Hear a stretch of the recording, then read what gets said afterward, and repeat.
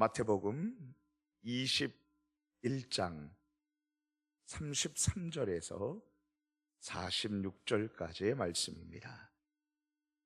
우리 함께 한 목소리로 합독하도록 하겠습니다. 시작. 다른 한 비유를 들으라.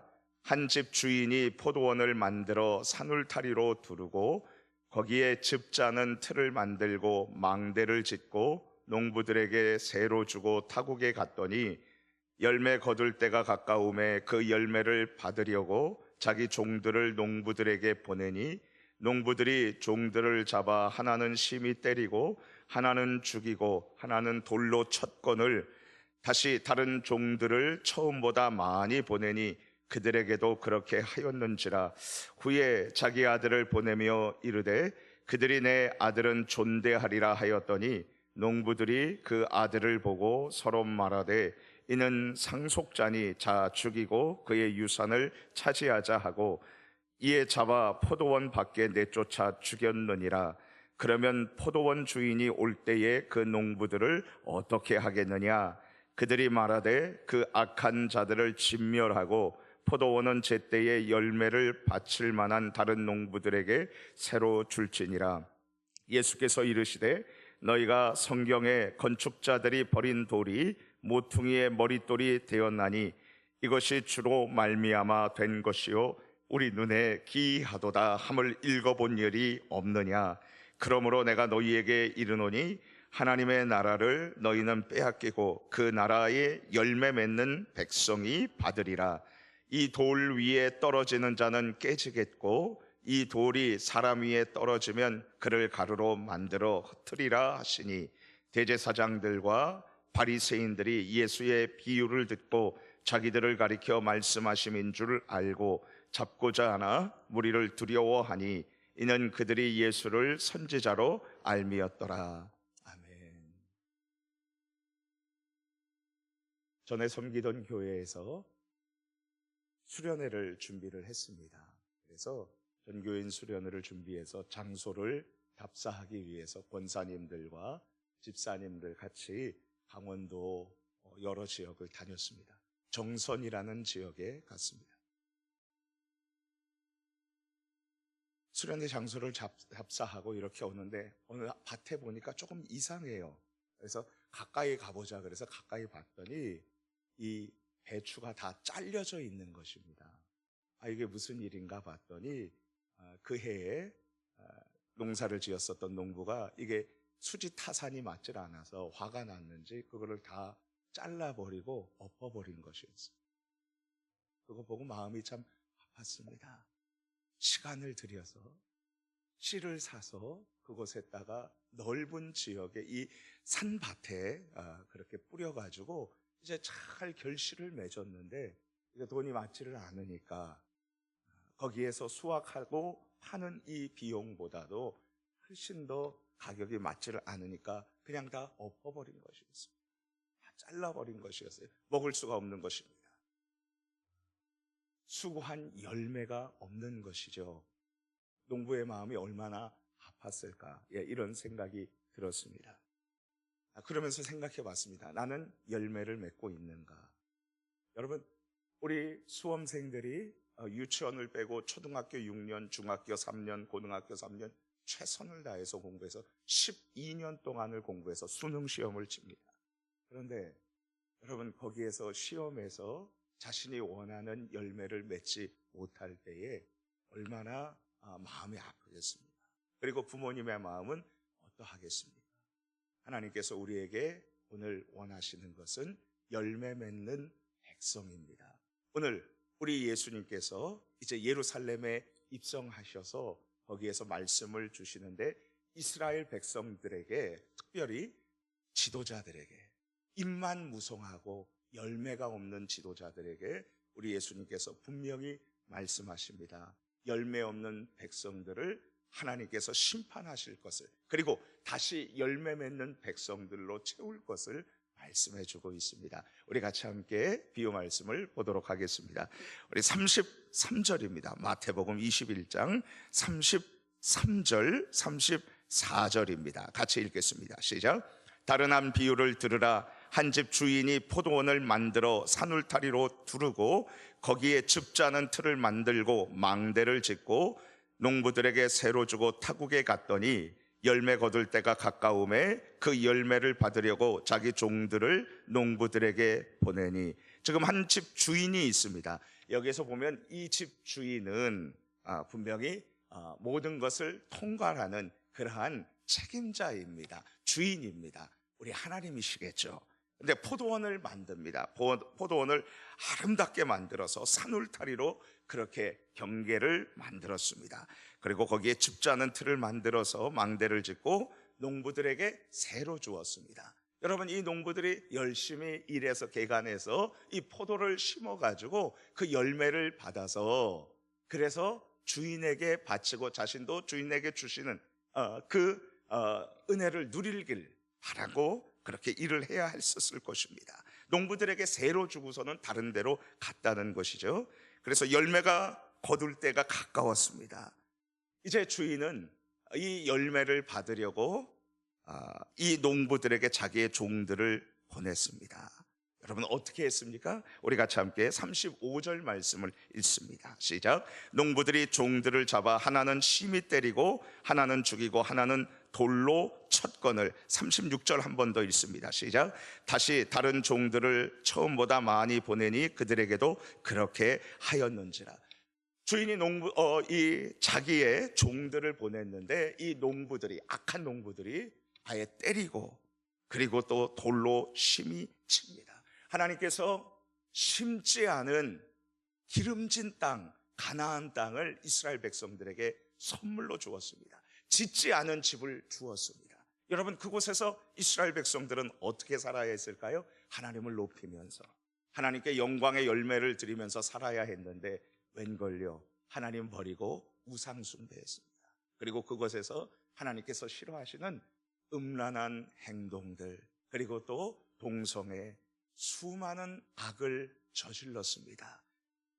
우리 하나님께서 그들에게 열매를 구하고 그들이 돌이키기를 바라서 선지자들을 보냈습니다.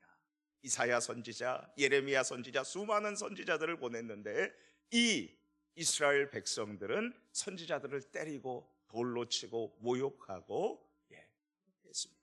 우리 하나님께서는 어떻게 하셨습니까? 최후 통첩으로 그의 소중한 하나밖에 없는 독생자 아들 예수 그리스도를 보내주셨습니다. 우리 같이 함께 37절 같이 읽습니다. 시작. 후에 자기 아들을 보내며 이르되 그들이 내 아들은 존대하리라 하였더니.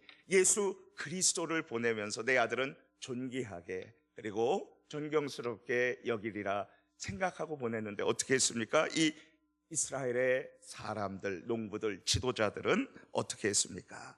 자, 우리 38절, 39절 읽습니다. 시작. 농부들이 그 아들을 보고 서로 말하되 이는 상속자니 자 죽이고 그의 유산을 차지하자 하고 이에 잡아 포도원 밖에 내쫓아 죽였느니라.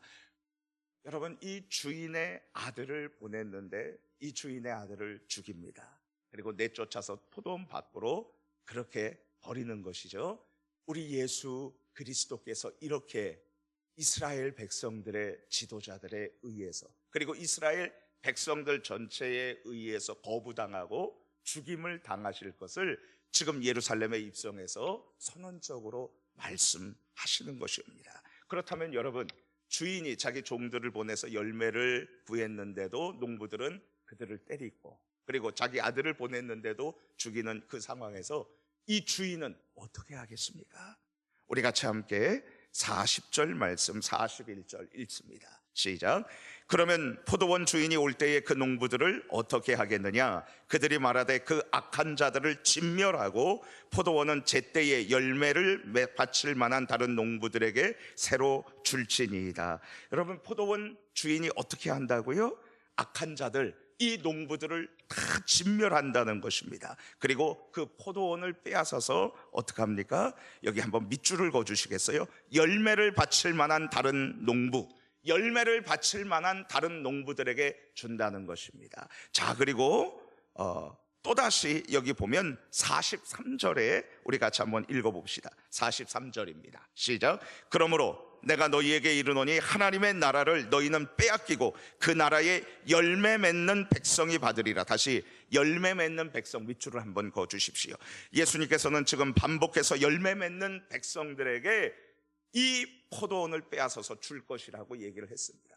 지금 이 말씀을 보면 지도자들에 대해서 심판하고, 더 크게 보면 열매를 맺지 못하고 예수님을 거부하고 그리고 대항하는, 받아들이지 않는 이 이스라엘을 이 예수님께서 심판하시고 더 이상 혈통이 아니라 예수님을 받아들이고 믿음으로 열매 맺는 그 백성에게 주신다는 것을 여기서 말씀하고 있습니다.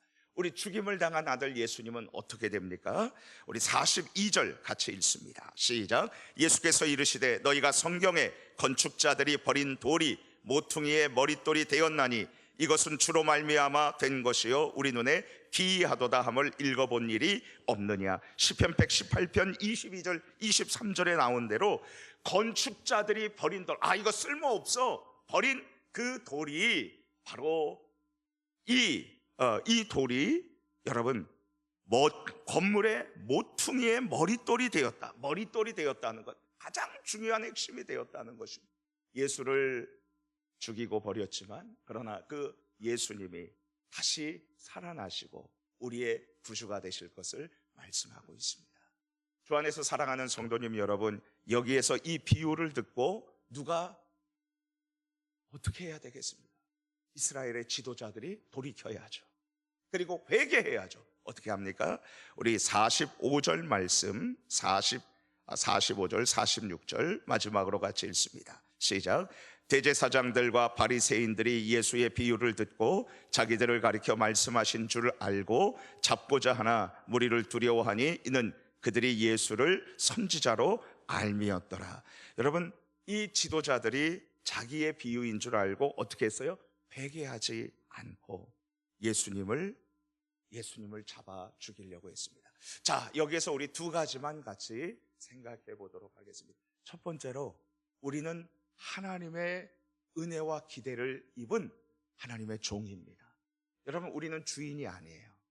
우리는 언제나 하나님께 맡은 바, 책임과 사명을 받았고 우리는 하나님께서 쓰시는 종이라는 사실, 여러분, 우리가 주인이 아닙니다.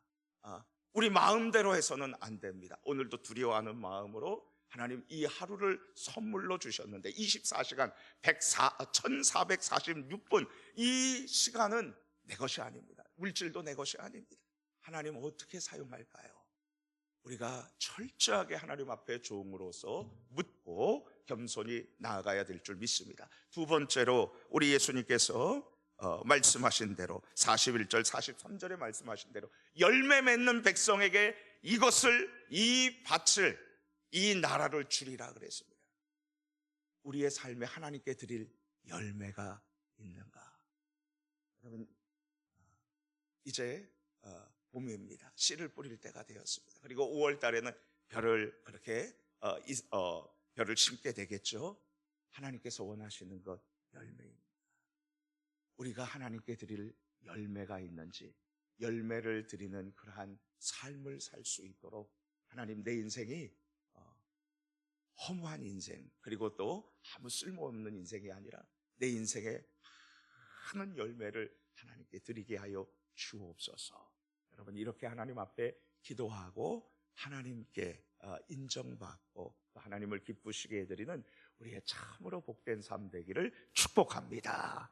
우리 같이 주신 말씀 붙잡고 기도하겠습니다.